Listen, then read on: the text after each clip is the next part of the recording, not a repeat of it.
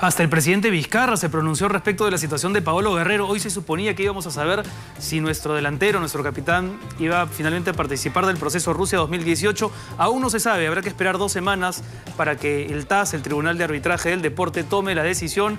Pero si se ha pronunciado el presidente es porque es un tema también nacional. Por cierto, entre quienes participen en nuestras redes sociales sortearemos este estupendo libro de José Carlos Irigoyen, Con todo contra todos. Ahí lo tenemos, publicado por Debate, ¿no? Una historia de la selección peruana de 1968 al 2018. Irigoyen se ha dado el titánico trabajo de revisar cada uno de los partidos jugados por la selección peruana, partidos oficiales, analizándolos, comentando anécdotas que no se sabían, y es una de las mejores publicaciones que han aparecido en estos meses en que también desde la industria editorial hay aportes importantes para motivar a todos a que estén al tanto de lo que ha ocurrido con la selección en el pasado y con lo que puede suceder en el Mundial de Rusia. Muy bien, el editorial de hoy queremos dedicarlo a este día, el 3 de mayo, Día de la Libertad de Prensa o Libertad de Expresión. Yo recuerdo que en los años previos al apogeo de las redes sociales, en medio de cualquier coyuntura crispada, digamos una coyuntura electoral, era normal que los amigos y los parientes le preguntaran a uno, ¿no? Oye, tú que estás metido en el periodismo, ¿qué crees que va a pasar, ¿no? Por ejemplo, en una segunda vuelta. Y se quedaban mirándote, de verdad, con expectativa, como si fueran a escuchar el vaticinio definitivo de un oráculo.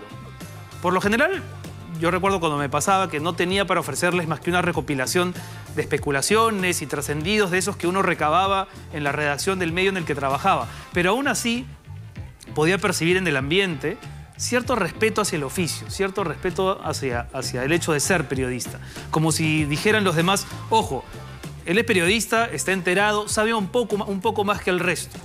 Desde luego, yo intentaba ser neutral en mis conjeturas, pero aun cuando no fuesen del agrado del auditorio mis conclusiones, aun cuando no coincidieran mis puntos de vista con su pensamiento, la reacción de los demás era pacífica. 2 minutos después ya estábamos en otro asunto y no nos peleábamos. Hoy eso es literalmente imposible. Los periodistas hemos caído en un descrédito casi total. Mitad por acumulación de errores propios, ¿no? Faltas, muchas de ellas bochornosas, premiadas con contrataciones y programas estelares, y mitad también porque varios dueños y directores de medios de comunicación llevan años acostumbrados a la pésima práctica de poner la profesión en manos de individuos muy populares, pero que no aman el periodismo, sino que lo utilizan para sus propios fines. Puedes no haberte formado como periodista y hacer gran periodismo, ¿no? Ha habido casos, pienso, no sé, César Hildebrand, por ejemplo. Lo que no puedes, habiendo pasado o no por una facultad de comunicaciones, es convertir el periodismo en un ventilador de tus inquinas y de tus rencores. Yo no creo personalmente en el tan mentado liderazgo de opinión, pero si acaso existe, dudo mucho que tenga que ver con atarantar oyentes o con subestimar a los colegas o con mandar censurar autoridades como les gusta hacer a muchos periodistas. Hoy, al menos en el submundo no regulado de las redes sociales, si alguien solicita tu opinión periodística, ya no lo hace desde la admiración ni del interés, ni siquiera de la curiosidad. Lo hacen directamente desde la sospecha. La gente está tratando de ver en qué momento a uno se le cae la careta o se le ve el fustán.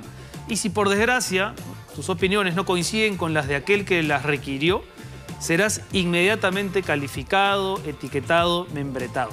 Ya nadie quiere saber qué piensas, sino qué máscara usas, pues dan por sentado que juegas para alguien más, que algún grupo empresarial te está sobornando, que triangulas con algún poderoso, que eres parte de una campaña sucia y que por ende mereces ser llamado caviar, hipócrita, mermelero y otro tipo de nombres que prefiero no decir. Claro, uno siempre puede responder. Responder es siempre una alternativa en los medios y en las redes sociales. Pero eso solamente funciona hasta que te das cuenta que en Twitter o en Facebook nadie está interesado en las aclaraciones. De hecho, nadie busca ser persuadido, ni corregido, ni está dispuesto a negociar la validez de su verdad. En especial aquellos usuarios que prefieren esconderse o esconder su aspecto y esconder su apellido.